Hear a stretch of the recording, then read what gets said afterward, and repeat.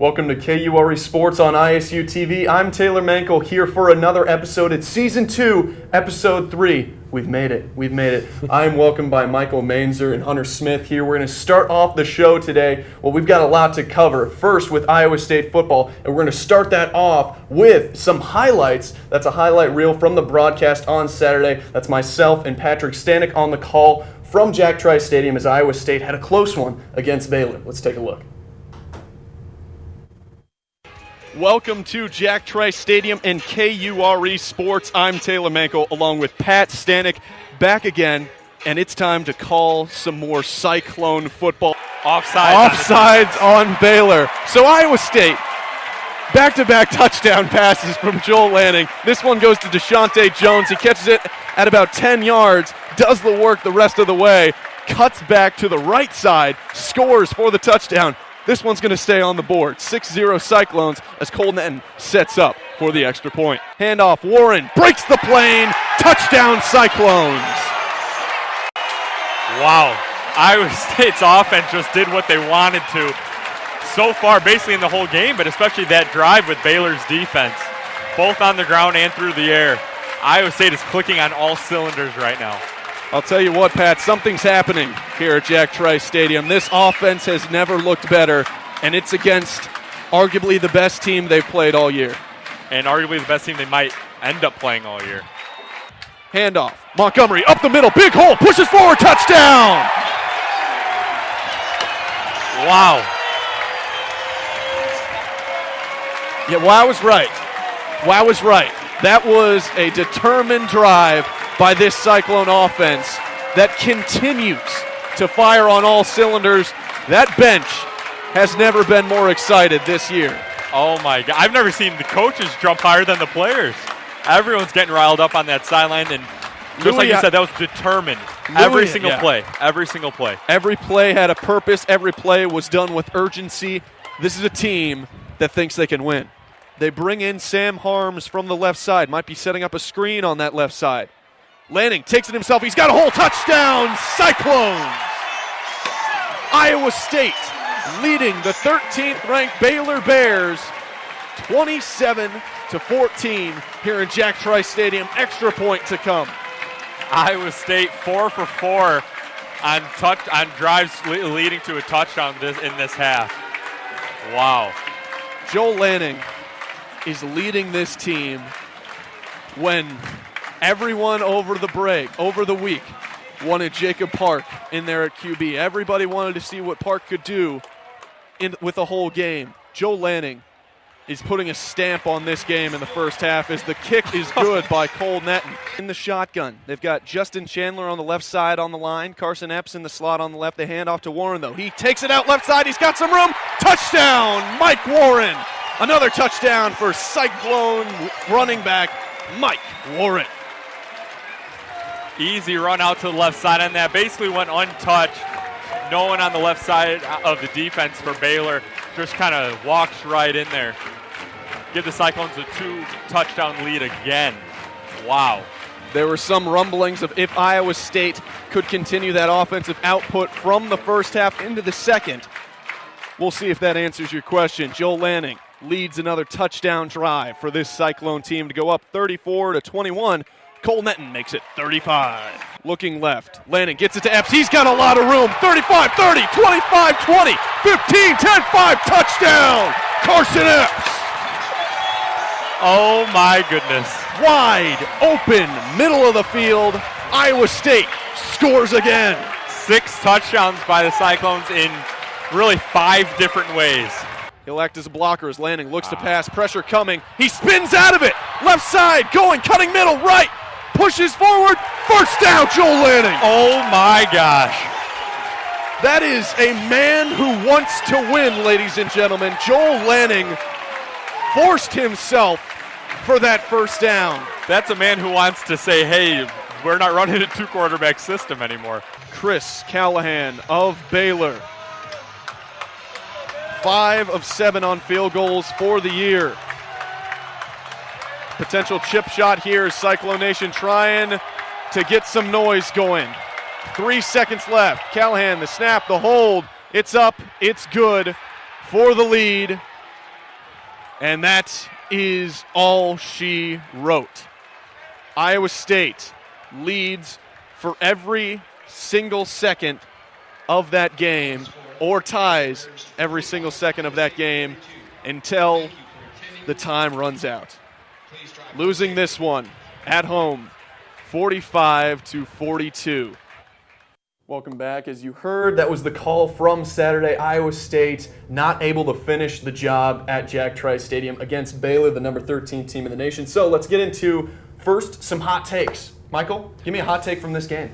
I'm going to start off with a bit of a pessimistic one, but might as well. After watching this game, it just seemed like the Iowa State feel was there, and that feel was blowing a fourth quarter lead once again, defensive lapses all over the place. And so my hot take, which is a hot take to most, maybe not to you, is that Iowa State does not win another football game for the rest of the season. Wow. The schedule That is a hot take. The schedule does not look too friendly. You look at their next home games, because I think most people would agree they're not going to really win most of their road games. Their next home games, Texas Tech has put up 55 points in every game so far, the past 4 games they've played. So would Baylor. And they still lost to Baylor. And then the other game is Kansas State homecoming. That is the one you probably would give them the best chance at winning, but they just lost by 1 point to West Virginia. Who would you give a better chance than homecoming? Kansas. They still got to play Kansas. Yeah, I don't know. Come on. I don't trust this team. Dude, I mean, Kansas State's worse than Kansas? Or you think they just have a better chance of winning against Kansas State? Better chance of winning against Kansas Okay. State. It would be homecoming, it won't be home. Come on. I mean, come on. Okay. It's a hot take. It's a very hot take, but I'll tell you. So you're basically scrubbing everything that happened in the first half of that game, saying it will never happen again. Well, no, I think that the offense will happen again. We expected that out of Lazard, Warren. We expect them to do well, but Can they expect that? No, you don't. But can you expect them to carry the load so much that they can produce a win, full 4 quarters, have the defense actually produce, 469 yards on the ground against Baylor. The defense is just Held them under their average. it's a hot take, but I wouldn't be surprised if they did not win take. another game this Wow, year. that's steaming. That's boiling. See if you can follow up that hot take. I don't think I can. I don't even think I'm going to try. But just like you said, pulling the Cyclones, it's just what got Paul Rhodes sent down the river last year. Yeah. Couldn't close out games. That's true. And granted, it's Baylor. They were a good team. But nonetheless, we were up 14 points for most of that game, for pretty much the entirety of that game. And to not be able to come out and close that was just, it hurt. It hurt to say the least. And, but I was happy to see them finally pick a starting quarterback in Joel Lanning, and I think that's something that they're going to stick with. Let me continue that question. Did he earn that starting job, Michael? Yeah, I think he did. You look The at rest of the year? Yeah, although Park is still kind of there. It's Lanning's job for now. There's no more of a controversy, but it's not as much so where if you see Lanning have like 3 bad games in a row, maybe even 2 bad games in a row, Park will jump back into the discussion. But Lanning over the last 2 games, 70.9 completion percentage, 18 yards per carry on the ground when he does keep it himself.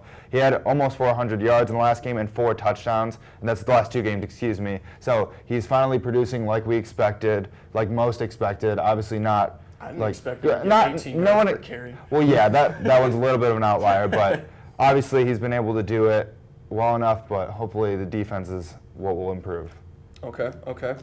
Do you think he earned that one far and away the rest of the season? I think he has. He's played well these first few games, and San Jose State, he played well. Jacob Park had the better game, but he still played exceptionally well. 0 interceptions, 17 for 23 against Baylor. I think he's earned that starting spot, and we've seen him play well, and I think you're going to see him continue to play well here as the season goes on. Yeah, as I mentioned in the call, I think Joel Lanning put a stamp on that game saying this is no longer a QB competition. This is my job. They put the C on my chest for a reason. I think if he continues the way he's going, he's gotten better every single game of the season. That's what you want to see out of all of your players. Joel Lanning has been probably the best example of that, especially in his decision-making. I've really liked what I've seen out of his decision-making, both on the read options and throwing the ball. You haven't seen any interceptions in the last 2 games out of Joel Lanning. The places have been there. The throws have been accurate. In the first half, he only had 1 incompletion. That was from a drop pass.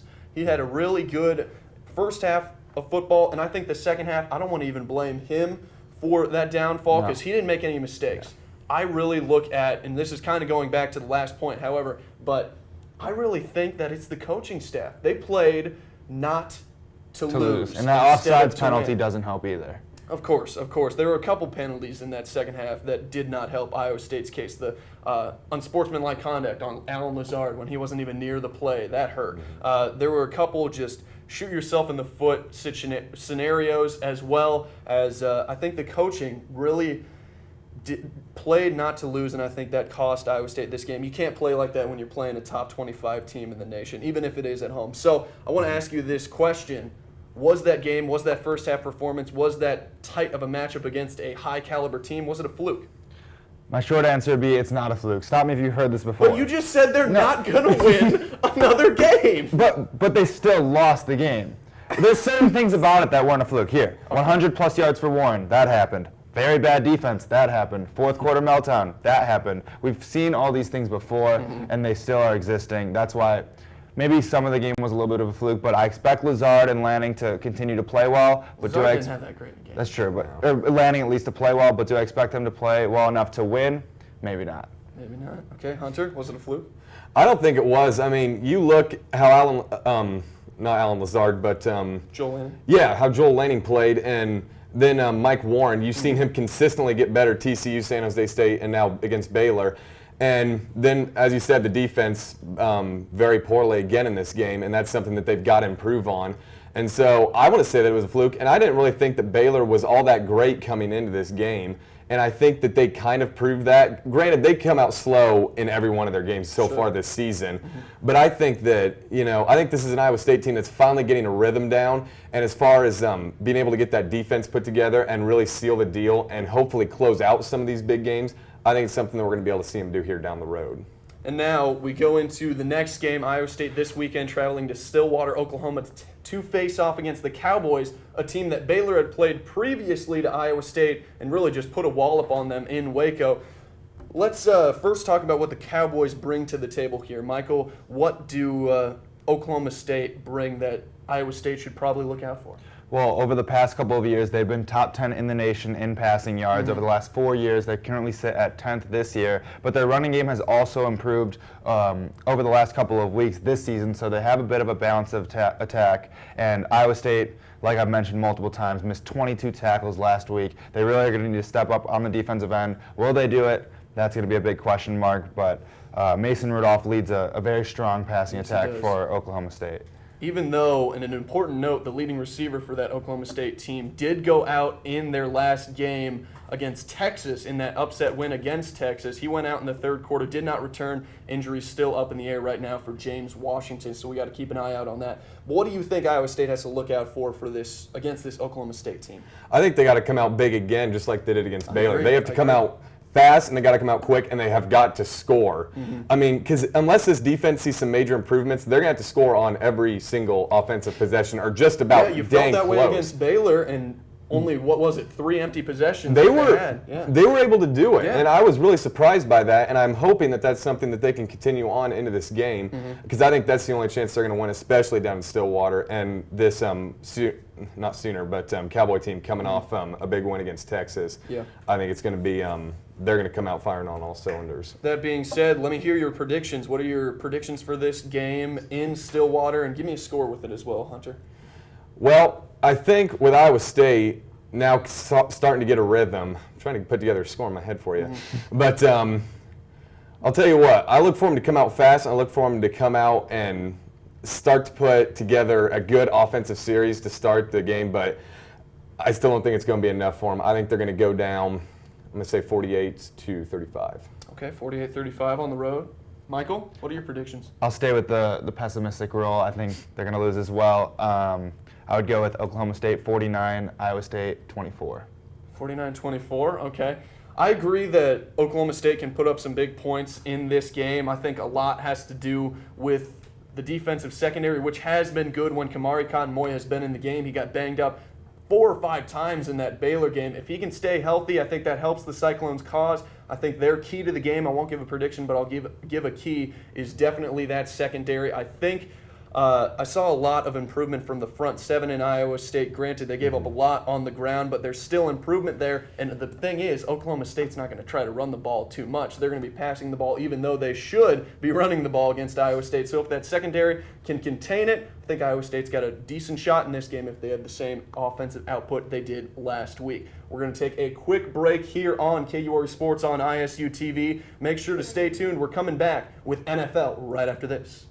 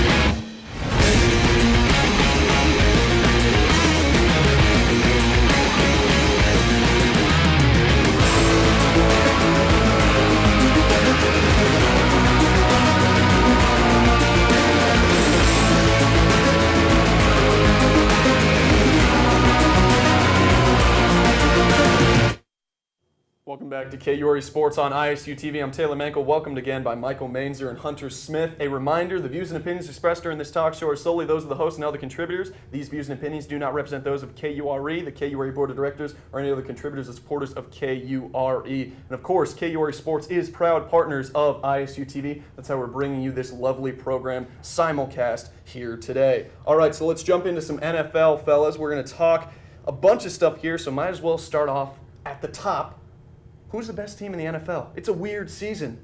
Who is the best team in the NFL? Hunter, answer that tough question for me. I've always said your best offense is your defense. Oh, I know where you're going. And I have got to give it to the Minnesota Vikings. God. Undoubtedly the best team in the NFC. I mean, that's not even a NFC, question. yeah. The NFC's bad this year. But, I mean, you look at what they've been able to do without Adrian Peterson, without Teddy Bridgewater, with Sam Bradford.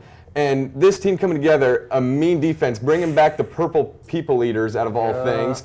And that's what they say. I'll tell you, I think this is a team you got to look for in the playoff run, and I think undoubtedly is going to win the NFC North. I won't disagree with you that they are the best in the NFC, but we'll see what Michael says before I put my 2 cents in. Who's the best team in the NFL? I agree with you that they're the best team in the NFC, but I have 3 teams, all in the AFC, that I think are better. One of them I think has a better defense. That's the Denver Broncos, the former Super Bowl champions, also 4-0. Okay. And then the team I have above them, who just got arguably the best player in the NFL, is Timmy B, Tom Brady, of the New England Patriots. I think that what they did with Garoppolo under center with Belichick before Brady was there, obviously last week's game with Brissett was not good against the Bills, but them having 3 straight victories, with 2 with Garoppolo, 1 with Brissett, and just looking dominating, and now they get Tom Brady back, I think you have to put the New England Patriots at number 1 for the time being until you see them lose with Tom Brady under center. And you said you had 3 teams. Who's the third? The third one's the Pittsburgh Steelers. No, you lost me on that one. Le'Veon Bell coming back, the whomping they just had last week, I think their offense looks so good. How was that game? That's just the nature of the NFL. Come on. The offense they have, they should be one of the best teams in the NFL.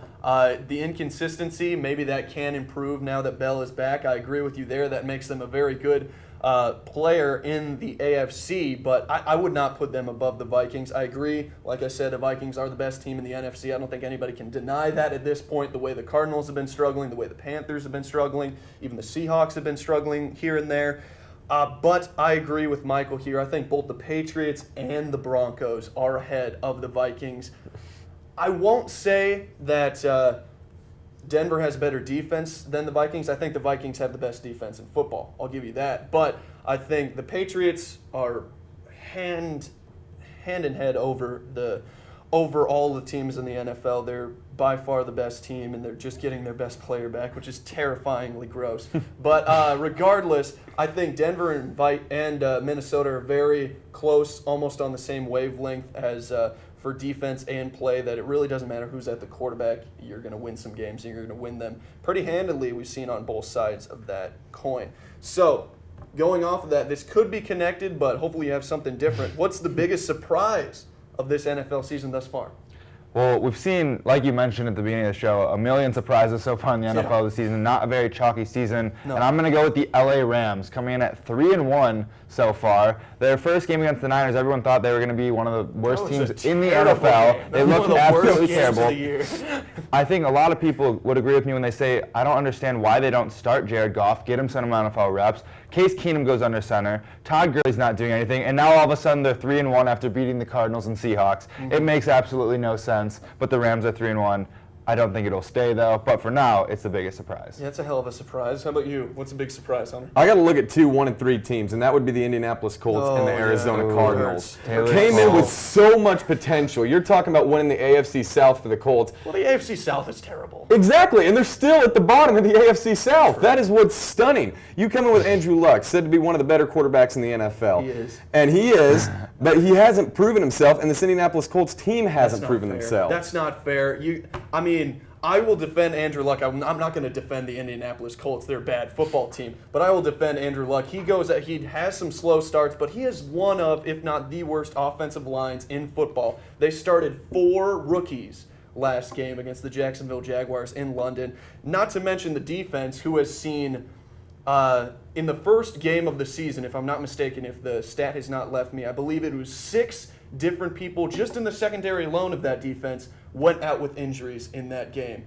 So I think there are a lot of factors to why they're bad. I'm not defending them. They are a bad football team. But I think that, one, they did not do enough in the offseason to protect Andrew Luck or build things around him.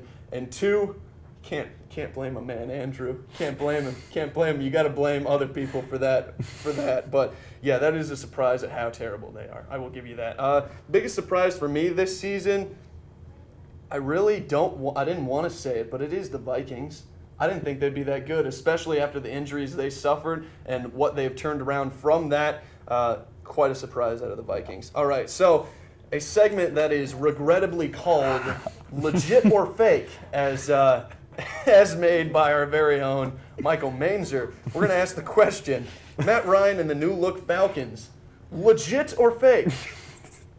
I can start it off. Yeah, start. I'm going to say fake, but not like a very hard fake. Like, they're still a good team, but I could see them not making the playoffs. A small pump fake out of Matt Ryan. Let me take you through their schedule. First game, they lost versus Tampa Bay.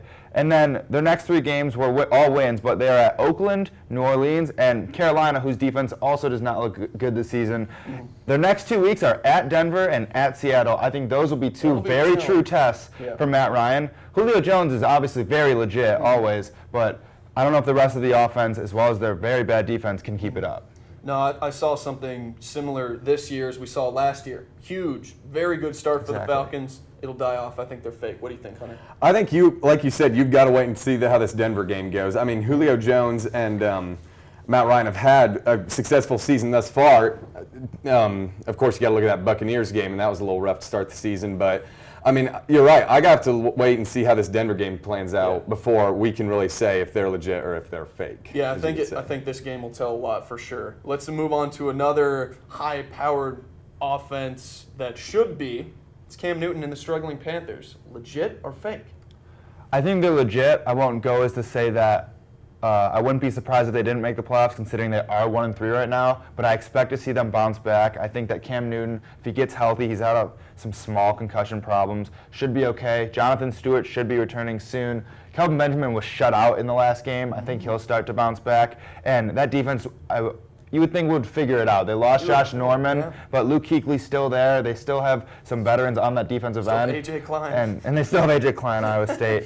So I would expect to see the Panthers bounce back and at least contend for that wild card spot. That's a tough one. What do you think, Hunter? I think they're legit as long as Cam Newton is in. We saw him go out with a concussion last week, and he didn't have the greatest week last week. I mean, we saw that, but he's their leading rusher. I mean, he's got to be in there. He creates so much energy and so much buzz with that team that without him, I don't think they stand a chance. Yeah, that's a definitely an asterisk you could put by that team if Cam Newton is playing. But I don't like what I've seen out of the offensive line. They've had Michael Orr in and out for this year, but I really don't like what I've seen with that offensive line. A reason why that team was so good last year was that line, and Cam Newton had time to make things happen. He doesn't have that this year. I think they're a fake. I don't think they're going to bounce back enough to make the playoffs this year. Will they bounce back from a 1-3 start? Sure, but it won't be enough to make the playoffs. All right, last legit or fake, Carson Palmer and the struggling Cardinals. Hunter?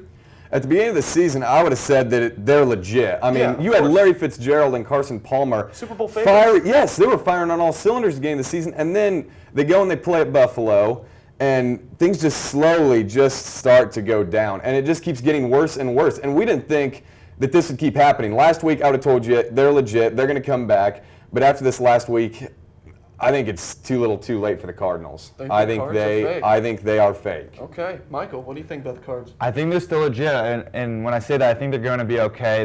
Their Week 2 game, which was obviously their only win, it was still a 40-7 dominating Arizona Cardinals style of win, where you had Tyrann Mathieu, Patrick Peterson, those guys making plays. And in their losses, they've still had some flashes of David Johnson looking good. Larry Fitzgerald has still looked very good. So if they can piece it all together, I know they've had some really ugly losses. I think that their fans can get behind them, and they're going to win most of their home games down the stretch and hopefully push for that wild card, which is, like you said, very weird because they were, if not one of the top 3 teams going into the season. Yeah, I know a lot of people had them as the Super Bowl favorite, and I can't count that out quite yet, even though Carson Palmer's questionable going into next game. Just like Newton, yeah. That'll be huge, just like Newton.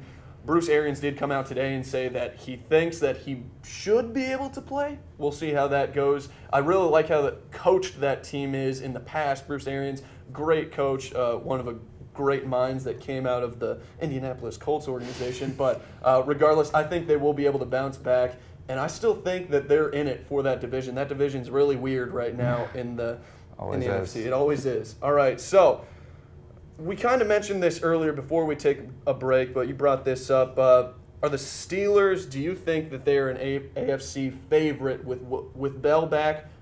Or let me rephrase this question. Who do you think is getting more now with Bell coming back to the Steelers and Brady coming back to the Patriots? Well, I think the easy answer here is Tom Brady, solely because he's their quarterback, and you saw what happened with Brissett. However, I will say that with the Steelers, I think they're going to use Bell more efficiently than they did last year because they saw how good D'Angelo Williams was in the first 4 weeks. They're going to be able to put Bell, and they did it a little bit, as a receiver, put him out wide. You would think that maybe we could put them both in the backfield, so the Steelers will definitely get a big boost, but who will get a bigger boost? It's Tom Brady and the Patriots.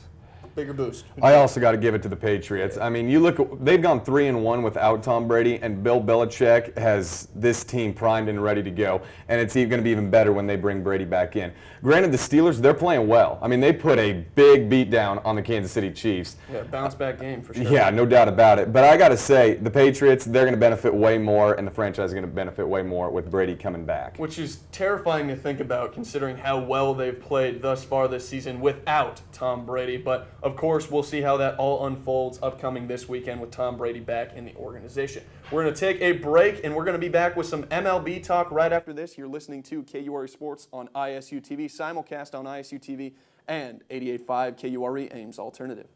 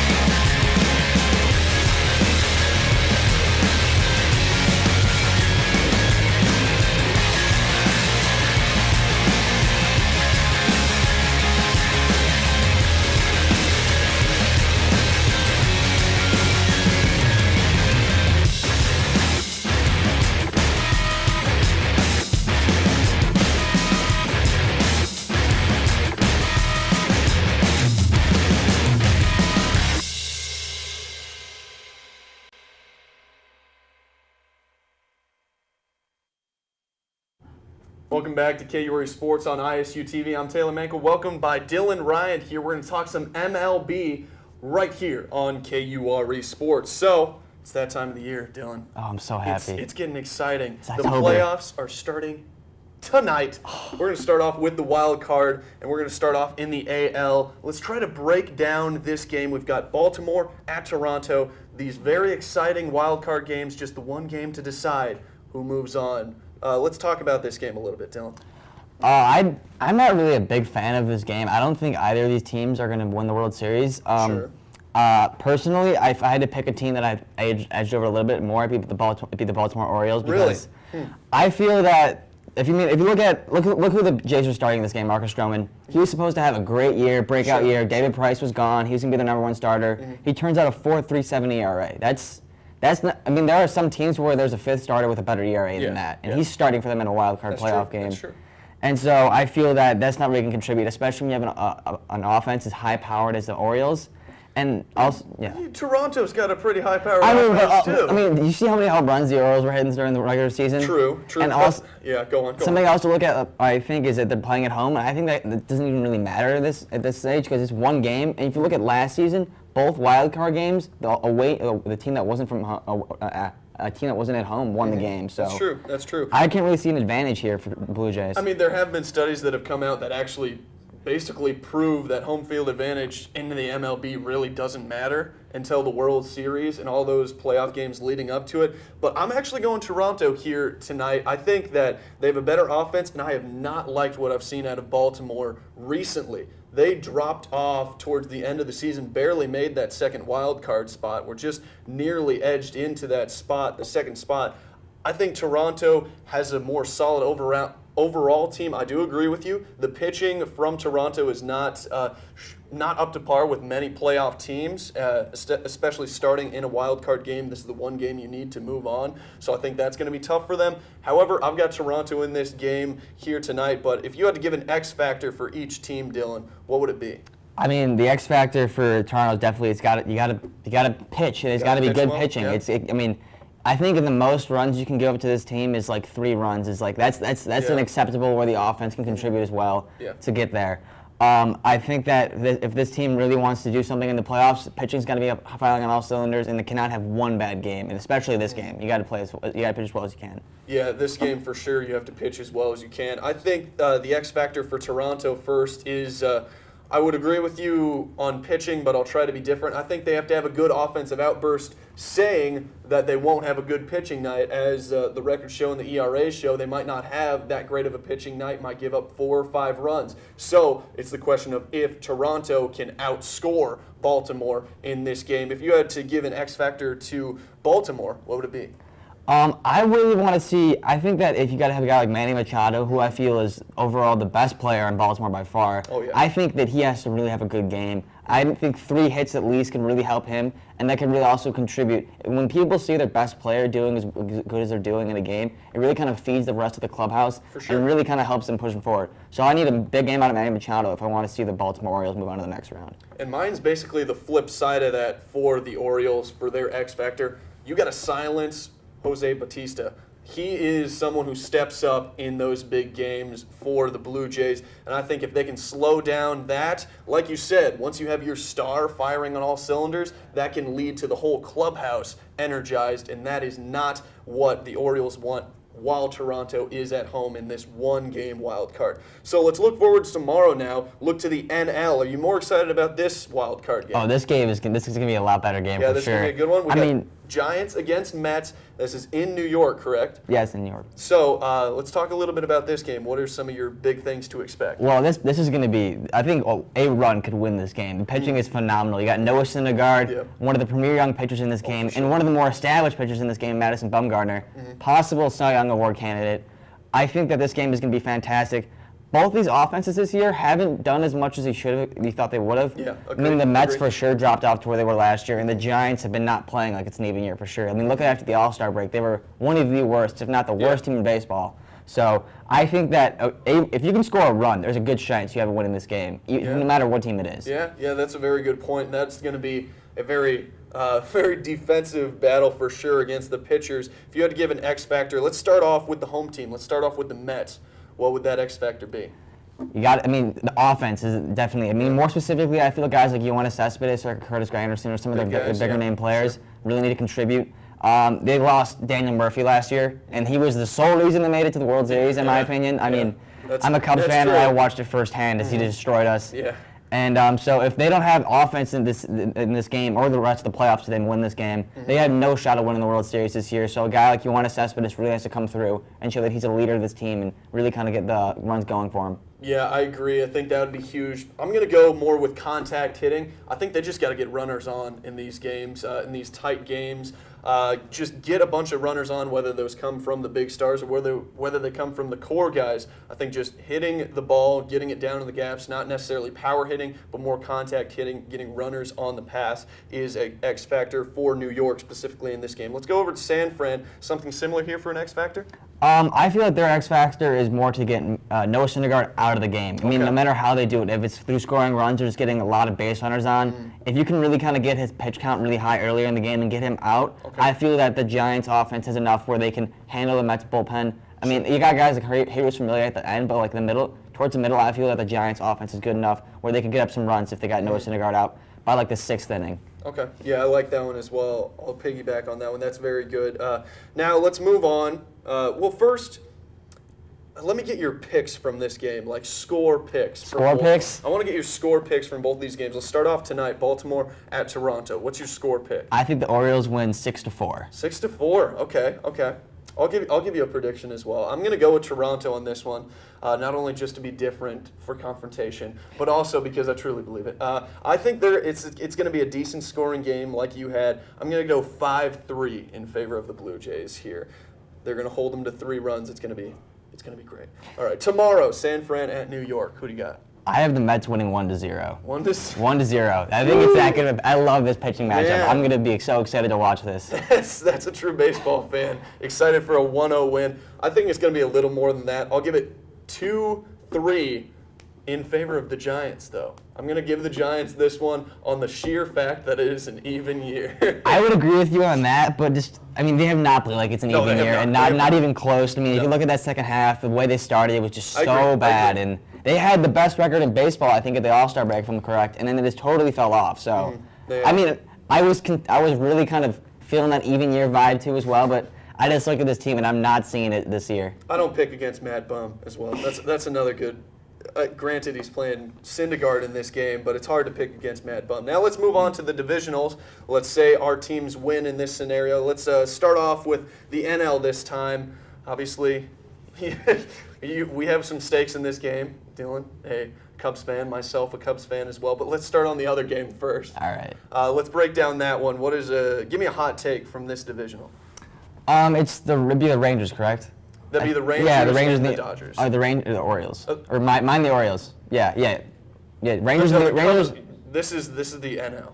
Oh, these are the okay. We'll do the NL then. Yeah. The NL. So it'll be the Cubs. It'll be the Cubs and the Mets for this one. Yeah. I think the Cubs are going to come into this series not happy at all about how last year went, especially playing the Mets, the team that knocked them out. Yeah. I don't think this Mets team is nearly as good as they were last year. I think this Cubs team is a lot better than they were this year. Agreed. If you look at that pitching staff, they just announced it today. They're going to have John Lester, Kyle Hendricks, Jake Arrieta, and then Lackey. All those guys could be number 1 or number 2 on other teams, and they're all in one rotation. So I think that the Cubs could win this game. Could win this in 5. I think that they could have because they'll have some games where they'll struggle for sure. It's baseball. Anything can happen. It's October, so records go out the window. But if I think that if pitching can really hold the form in the offense, can do what they've done all season, I really expect the Cubs to have not an easy win, but a solid win. Okay. And a follow-up to that, were you surprised at anything of the order for the Cubs starters that went out today? I wasn't that surprised. John Lester's been pitching out of his mind the last 2 months. I expected the one slot. In my opinion, I think he's a Cy Young. You can make an argument for Max Scherzer there. Yeah. Kyle Hendricks, a little bit surprising, not that much. Jake Arrieta has not pitched to where he's pitched last year. Granted, I didn't expect him to pitch to where he pitched last year. Last year was a record-breaking year up there with guys like Bob Gibson for how well pitched. But I definitely think that this rotation is pretty solid. I'm also looking forward to seeing a guy like Jason Hammel out of the bullpen for that middle inning relief because if there's someone I'm a little shaky on, it's John Lackey, and I feel I can trust Jason Hamill to come in and really kind of clean up whatever mess he has for him. I think the only surprise I really had I kind of expected Hamill maybe to swap places with John Lackey there at the 4 spot, but regardless, it's a good 4 for the Cubs. Now let's jump over to the AL. What do you expect out of this matchup? All right, so this will be Texas Orioles for me. Texas Orioles. I also think this is going to be a lot of offense. There's not a ton of pitching there. I mean, obviously, Yu Darvish and Cole Hamels for the Rangers are definitely a better option than anything the Orioles have. But I think that these are two really high-powered offensive teams. I think that the Rangers will end up winning this one in 5 as well. I really like to see guys like Ruben Odor kind of go forward for their team. He's had a really good year, breakout year, 30-plus home runs for a second baseman. Not a really common thing to see in the middle infield, but I really expect the Rangers to really kind of pull through here and get themselves to the next round. How many games? I'm going to say 5 as well. I think that the Rangers. But that's the Rangers in the playoffs. They don't do well. I know they don't do well in the playoffs, but I really kind of, Yu Darvish is going to be there, Cole Hamels is going to be there. The teams look really good this year. I really like what they did. Also, those trade deadlines additions of Lucroy and Beltran could really help boost that offense going into the playoffs. All right, let's look at the other divisionals. Keeping in the AL, Red Sox against Cleveland. What do you think here? I got Red Sox going to the World Series here, so I tend to agree with you. Yeah. I have the Red Sox winning this one pretty handily. I think they could do it in 4 games. 4? 4 games. I really believe. I'm a big Red Sox fan in this one. I think that this team's been insane. They were running 11 games win streak for a while, I think. Yep. And so if they can really kind of take that offense and put it in the playoffs. I mean, also you have David Ortiz. This last season, hell of a story. It was an emotional thing. He's been playing phenomenal. He's an MVP candidate in his last season. No one ever does that. No. So the fact that you can do that, to contribute those kind of numbers, I think that the Red Sox win this one pretty handily. In 4, that's impressive. All right, let's go over to the NL. Dodgers, Nationals. I'm a big fan of this series. I like it a lot. That's going to be an exciting series. I think pitching, it's not an even matchup, but it's a good matchup. I think the Nationals have there's a slight edge there. I mean, obviously Clayton Kershaw is, I think, the biggest X factor in this entire series because can Clayton Kershaw pitch in the playoffs? It's the big question he's had his entire career. Yeah. I mean, last year he wasn't terrible, but they still ended up losing to the Mets.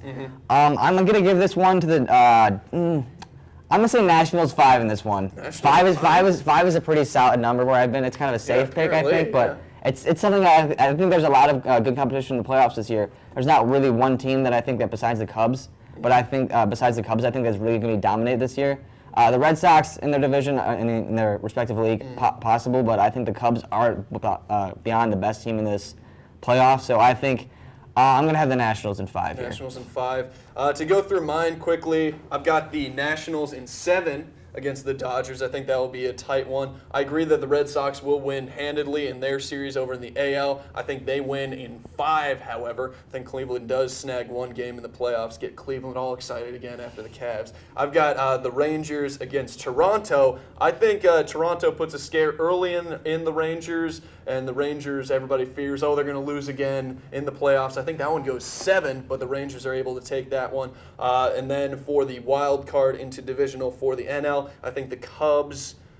No, I'm not going to pick the Cubs. I'm a Cubs fan. I'm never going to pick the Cubs. I'm never going to pick the Cubs in a series, and I'm never going to pick a. Gotta show some confidence, man. I can't. It's the year, man. It's only been 108. It's only been 108. I'm so excited for this team. I'm sorry. Oh man, Dylan, you're a curse out the window. We don't have a curse. Why would you say that? I mean, you saw the guy with the tattoo. That's bad enough. I hate people that do that. Those preemptive tattoos are the worst idea in the world. Dylan is trying to kill the Cubs. I'm not trying to kill the Cubs. I want the Cubs to win the World Series. ISUTV. I believe in these guys. I believe in them. I never believe in the Cubs. But regardless, we're going to take a break. We're going to be back with some football right after this on KURE Sports on ISUTV.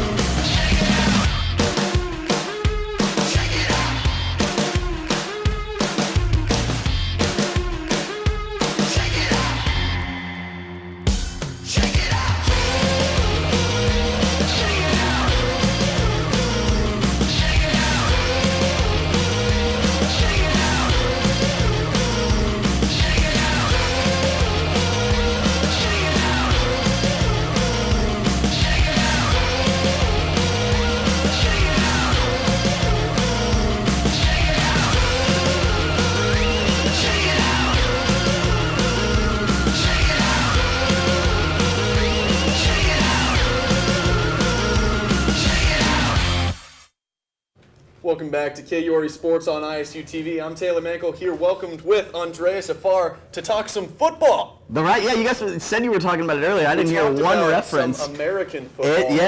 That, right. Some, I did hear that. Egg ball or the what? hand egg. Egg? You're not supposed to kick a hand egg, but they do sometimes. Sometimes. But yeah, Crack from it. time to time, it's about like an eighth of a game. Is it too soon to say like that's how you win a game, like the whole Baylor Bears and those things? Sorry. Okay, but regardless, we're going to talk some football here. For those who are not cultured out there, we're going to be talking soccer, as some people call it here in North America. But let's start out with the Premier League.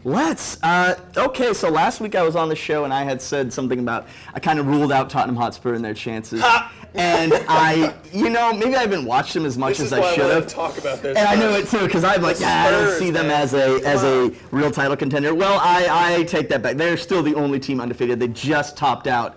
They beat Manchester City, who was looking fantastic. Just on a roll. What was it? 11 straight wins? Something. They were at least 6 or 7 in the Premier League, and then they had that 3-3 tie with Celtic in the Champions League the week prior, and then at the weekend they just came in and it was at White Hart Lane with Spurs, and they won 2-0, and it was just a resounding win, and it's something a lot of criticism won't come to Coach Pep Guardiola. He's done well so far, and he's very good at rebuilding from there. Excuse me, I think there will still be the top 4, as I mentioned, will be something. Manchester City will still be in Arsenal, Liverpool, and I guess Spurs will also. I should not have ruled them out because they do. If they continue. Who was the 4th last week? Who was the 4th? I don't know. I think I had 3. No. I think they've had their fun. The reality check for Leicester City as we speak. But you have Son. He's in form, and Albert Wild, and they did well, and they do well in the Champions League now too. I think they will be better than I once predicted, and I think that with Mauricio Pochettino, their coach. Having that same structure, just kind of building from what they had last season, they're going to be fine. They just got unlucky, I think, against a very great Leicester City team, and I think they'll do it. Do I think they'll win the entire league? No. I do think Manchester City will still win it. It's hard to, even though they. But it's 7. We still have. It's 38 total games, and we're in the 7th or something like that. It's early. It is too early because any one of these guys could easily go and shift in positions. And so, I don't know. So I wanted to ask you this question. I know you did. You've been waiting for this one. Yeah, I've been waiting for this one. You're a pool guy. We're going to put that out there before I ask the question. That's right. So I wanted to ask you, Arsenal had a pretty good win here recently. Pool had a pretty good win as well. Yes. So, right underneath Man City and Tottenham Hotspur, that's right. Who's better, Arsenal or Liverpool? Well, if you look at the league standings as they speak, there's the leagues, and you'll have you'll have Manchester City first, Spurs, and then you have Arsenal and Liverpool, who are tied on points with 16, but 1 goal difference, and 1 more, 9 for Arsenal and 8 for Liverpool. And I think that they both played well. I mean, granted, the very first game, Liverpool had beaten Arsenal 4-3 over at the Gunners Stadium. The Emirates, and I think that was a good insight of how both would play because it was 4-1 at one point, Liverpool, and then Arsenal came, cut the deficit, so it was 4-3. But when they both looked, I would say this about Liverpool. Liverpool has looked offensively dominant. They have been. There's a lot more solidarity within the team. You have Daniel Sturridge coming back. You have Jurgen Klopp. He just celebrated his 1-year anniversary in charge, and you have better defense. Too. I think the implementation of Karius, the German keeper who was injured, who was going to start for the Reds, but injured preseason. Now he's in. Now they look more resounding. When you have a shaky goalkeeper, you never know what's going to happen. Mignolet's been shaky for the 2 years that he's been there, 2-3 years he's been there. He's never been very stable. So. I think everyone's buying into the Jurgen Klopp plan. So I think, yes, it's early, but they're working out some of the kinks. They both only lost 1 game. And Liverpool look respectable in that. Now, when it comes to Arsenal, they still look very great. Things are starting to click, but they've gotten better with every they can be unplayable on the day. Now, the thing with Arsenal is, and they have great players. Wenger just celebrated his 20th anniversary with and you say they had a good win, and they did have a good win, but it was a controversial win. It was very late in the game. Gashelny, the defender, was in, and there looked to be a hand. I think, yeah, there was a hand in there, but luck does play its part in some of these games, and so. We have to be careful that Arsenal don't fall into the Arsenal narrative, as it would be, because it could be our year. It's the England narrative too, and then they go up and they fritter out about halfway through, and they'll still end up second, third, fourth, but you have to be careful with that. Maybe this time around they're not, looking like they'll fall into that sort of inconsistency. And I know Liverpool have been associated with the word inconsistency a few times, and both teams have. Both teams have suffered under that, but there's a difference with both their wins. They both won late, 2-1 for Liverpool versus Swansea, and 1-0 for Arsenal against Burnley. There's a difference between sneaking by every game and hard-fought, just not so pretty victories that good champions will do. And I think that's what we're seeing from both teams. They're going to compete. They both are. Now, to answer your question, I think Liverpool look a lot better offensively, and Arsenal will look better defensively. It might be an easy answer. That's an interesting question. Exactly. Yeah. I think because Liverpool look not so stable in the back. They do. They look better than they have in a while, because there's been the whole left back Alberto Moreno situation they've had. He's just lacked confidence. But I think, especially with new signings, Mustafi and stuff like that, Arsenal look better defensively, and Liverpool are red hot. Pardon the pun, red hot for their offense. So that's where I would stand on that. In those aspects, those are where those teams are better. I would say so. So there's quite a bit of difference between those two teams. That's why I wanted to ask you that question, get your expert opinion. But let's talk about a team that has not done quite as well as they wanted to in the Premier League. Coming over to the Premier League this season with a lot of confidence. Oh, they're coming on a roll. They got the title with them. Got the title. Leicester City. Leicester City. Yeah, Leicester City. They always say it's easier to win the championship than to retain it, and I think that holds true here. Yeah, that holds true.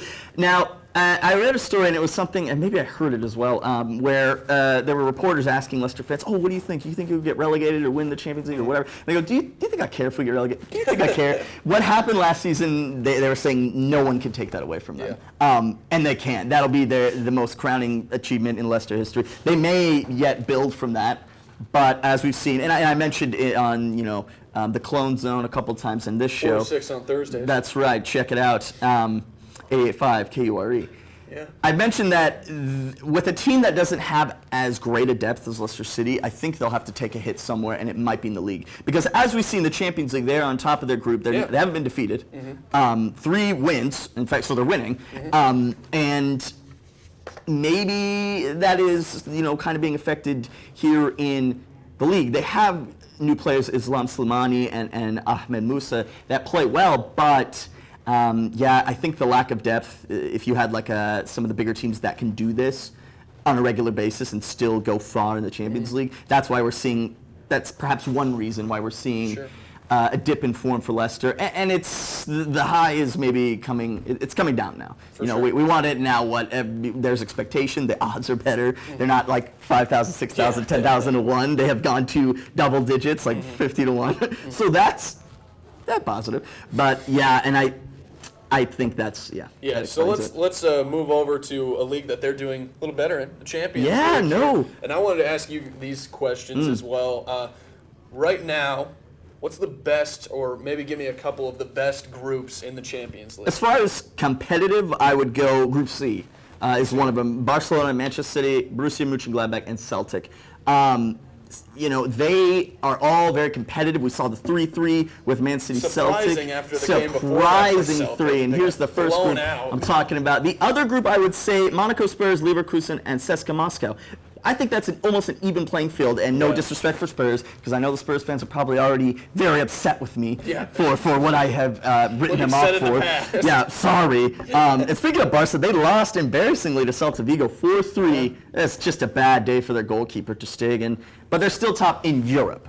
So I'm wondering if they're a team that they have a depth that they don't take hits as far as league, and they can win everything and still be fine. That's one of the best teams. So I would say those two groups are fun to watch, in fact. Yeah. They're very entertaining. Yeah, so absolutely. to speak. The competitive nature. I would agree even more so with E. I think Celtic, that one game against Man City was more of a fluke than anything else. Oh, yeah, and I don't think, they're as I mean, competitive when as you the go rest to, I think it's still Fratton Park, or it's not Fratton Park, you go to the Celtic home stadium, and that's an atmosphere that is. can be unrivaled. They're crazy about And their football. they have had some great nights in European football, and that was one of them. Yeah, that was one of them. They have not. They didn't. Great night, not a it great was, team. No, exactly. Maybe the whole event got to them and pumped them up. They're still good, and as I said last time here on the show, their coach Brendan Rodgers said they could compete in the Premier League at top 6. Perhaps they'd be entertaining, but top 6, that's one of the most competitive leagues in the world. Claim. I don't know. My worst group, I would say, I like to say. It would be Group G with Leicester. Ooh. Leicester, Porto, Copenhagen, and Club Brugge. It's not very competitive. No really big names, which isn't great. I mean, which isn't necessarily a bad thing. Yes, Yeah. exactly. But if it's poor quality football that is on display, I don't see it as very exciting. Leicester should easily go through. I would say easily. They're going to fight for it, but they should go through on top. If I were to pick another one, it would be Group A, Arsenal, PSG, Ludogorets, and FC Basel. Really, that's top heavy, and it's not really. There's not much going on. Yeah. You kind of know what's going to happen. Exactly. It's one. Arsenal, PSG will be first or second, unless Arsenal do the whole collapse, which I don't think they will. I think they're better than that at this point. They've learned, and Arsene Wenger's been there forever. Sure, He's got to know the professor. But we don't have any really coming up this weekend. We have a lot of World Cup qualifying, and we have Thursday, Italy, Spain, Friday, Bosnia and Belgium, Saturday, Ivory Coast, Mali. That's on. I love watching the African games. They're fun. Sunday, Algeria, Cameroon. Monday, Holland versus France. And then Tuesday, we have Australia, Japan, and then Colombia, Uruguay. Lastly, two things. Lastly, Bob Bradley has been assigned. He's back for Swansea City, and then Monday, my favorite fixture of all time, Liverpool, Manchester United, Monday, 2 p.m. Central.